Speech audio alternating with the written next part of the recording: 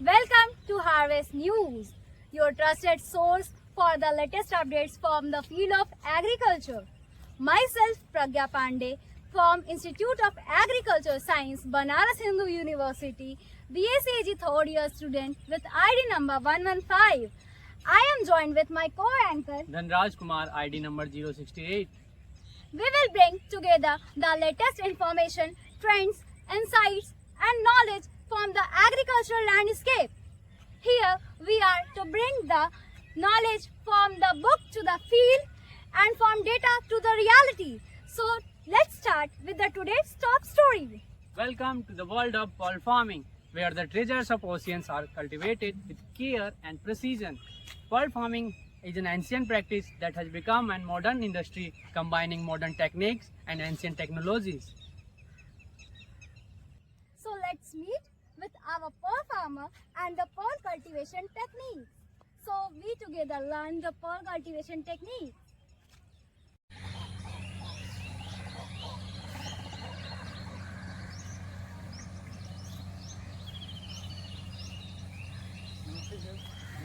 नमस्ते सर, नमस्ते ma'am. Sir, आप अपना परिचय दीजिए। मैं Ashok Manwani, Indian pearl culture से। मैं रंजन दुबे मनवानी हूँ। हम लोग लगातार इसमें 26 सालों से पर्ल फार्मिंग कर रहे हैं और कई अवार्ड्स भी हमें पर्ल फार्मिंग के लिए मिलते हैं। हम बहुत अच्छा लगा आपसे मिलके।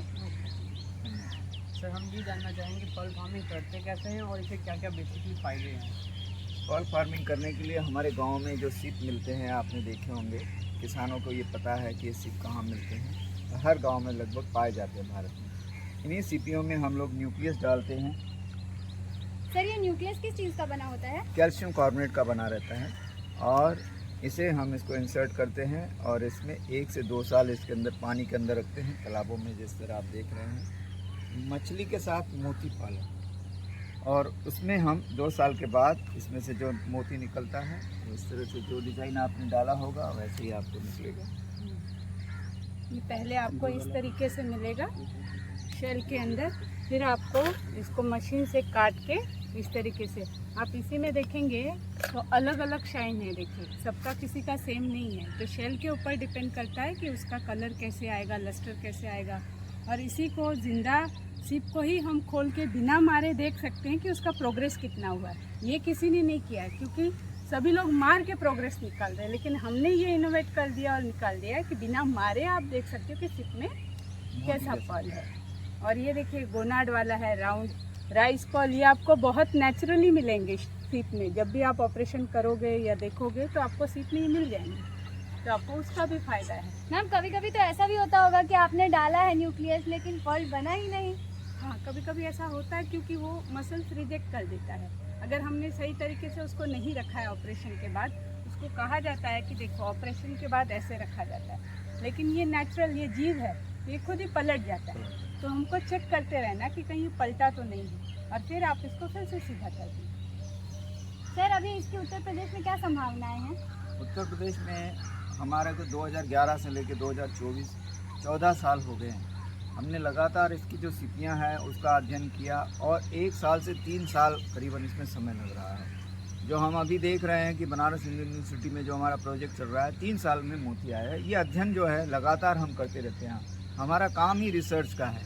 इस देश में जहाँ जहाँ आज मोती उग रहे हैं, हम ही ने पहले करके दिखाया है। आज लोग उस पर आगे बढ़ रहे हैं। तो 3 साल इसलिए लग रहा है क्योंकि हमने अलग अलग शहरों के सीपीओ को इकट्ठा किया है, मतलब गांव में, और उनको लगाया, तभी उसका प्रोग्रेस देखने में टाइम लग गया, इसीलिए 3 साल। नहीं तो आप 1.5 महीने में 1.5 से 2 साल में आपको इसका पर्ल मिल जाएगा। मैम, लेकिन फिर भी 1.5 से 2 साल एक किसान के लिए बहुत बड़ा समय होता है, और अगर वो किसान अगर 6 महीने में हमारा कोई फसल उगाता है तो उससे उसको उतना बेनिफिट मिलता है, लेकिन क्या पर्ल फार्मिंग से उस 1.5 साल की भरपाई हो सकती है? 6 साल में नारियल आता है, तो केरल में चल रहा है।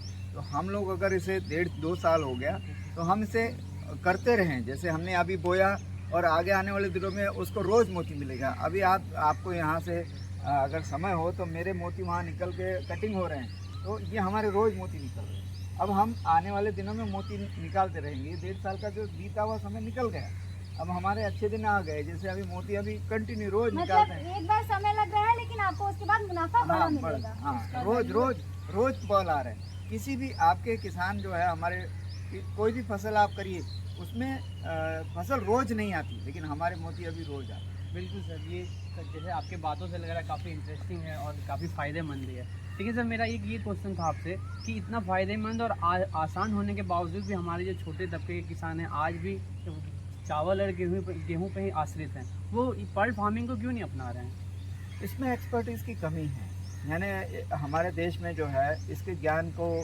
जानने वाले लोग कम हैं। जैसे हम लोग हैं, कुलंजन दुबे मनवानी है, तो ये आर्ट से हैं, हम कॉमर्स से हैं, हमारा रुचि रहा, हम इसमें एंट्री किए और कई साल असफलताओं के बाद आज सफल हो गए।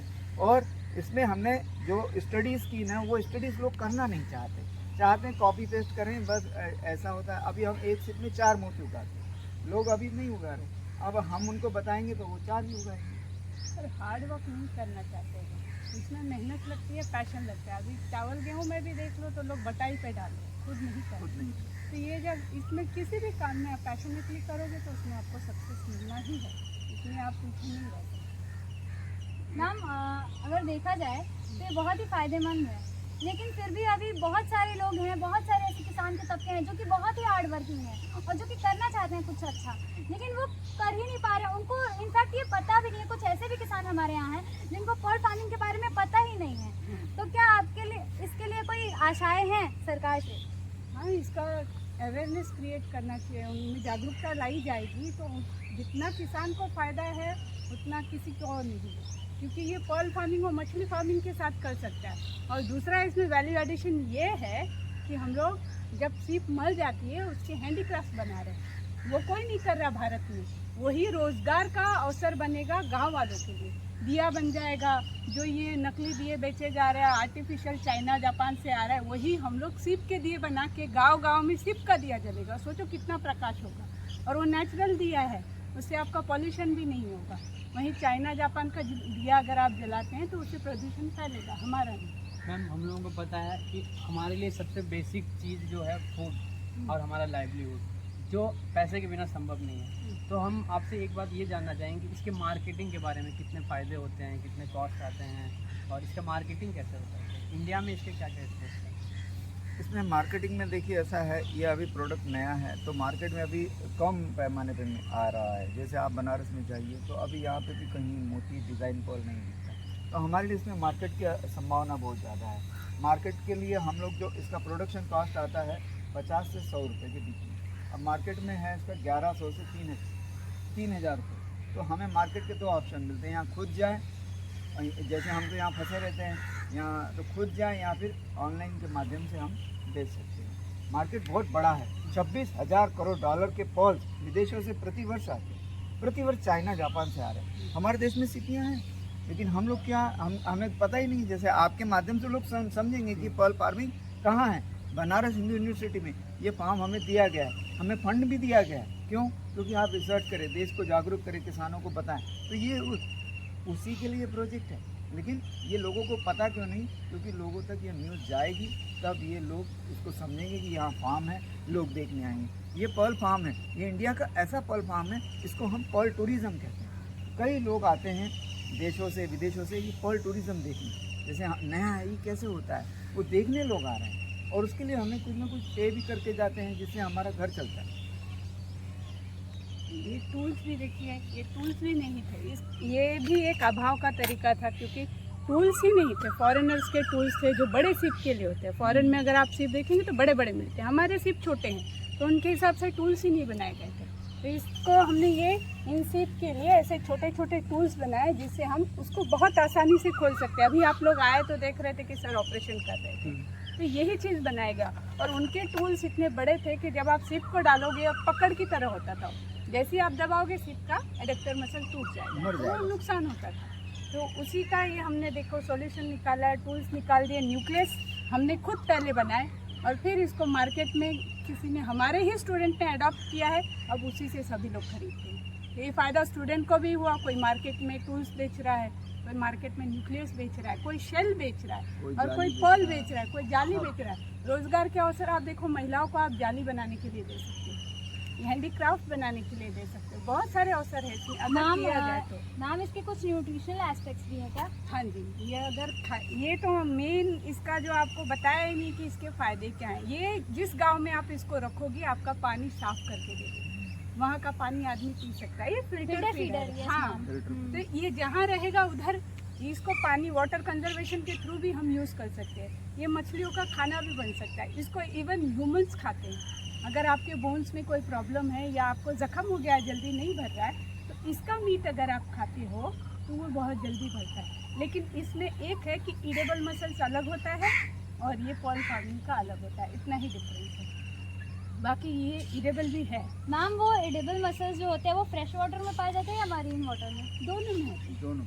आप जो शाइन नहीं करेगा वो आप खा सकते हैं, लेकिन जो शाइन कर रहा है वो उसको पॉल मत खाइए। मसल्स। तो मैम इसके लिए तो फिर जैसे पॉल का जो मीट है इतना बेनिफिशियल है, इसमें कैल्शियम कंटेंट इतना ज़्यादा है, तो उसके लिए भी हमारा एक मार्केट होना चाहिए फिर तो। हाँ, मार्केट होना चाहिए, यही तो बता रहे हैं हम लोग बार बार कि जागरूकता नहीं है। आप पुराने लोगों को पूछिए ना, वो बताएंगे कि इसी शेल को हम इस शेल से हम बच्चों को दूध पिलाते थे, इससे इसको घिस के इसको चटाया जाता था क्योंकि इसमें कैल्शियम है, उनके बोन मजबूत होते थे। और इसी शेल से मलाई निकाली जाती है। कई जगह अभी भी एमपी में आप चले जाओ, इसी शेल को बीच में से यहाँ से छील देंगे ज़मीन पे रगड़ के, और आलू छीलेंगे, आम छीलते हैं, कैरी बनाते हैं। तो बहुत सारे यूजर्स है, गांव के लोगों को पता है, वो भी पुराने लोग। अभी आप लोग नए जनरेशन के हो, आपको वो भी नहीं पता। तो ये जानकारी का अभाव है, पुराने लोग से हम बात नहीं कर पाते। तो हमने तो पढ़ा, इसीलिए उसको फैला रहे हैं। हम 22 साल तक इसका अवेयरनेस किया। आज देश में जहाँ भी आप मोती उगता हुआ देख रहे हैं, इस पर हमारी तपस्या है। हमने 22 साल विदाउट एनी इनकम हमने इसको ग्राउंड लेवल पर लाया, और आज कई किसान कर रहे हैं, और हम नई नई खोजें कर रहे हैं। हमारी कोई ऑफिस नहीं है, हम लोग जंगलों में पाए जाते हैं, और नए नए रिसर्च करके आपके माध्यम से हम लोगों को बताते हैं, लोग उस पर काम करते हैं, और देश आगे बढ़ रहा है।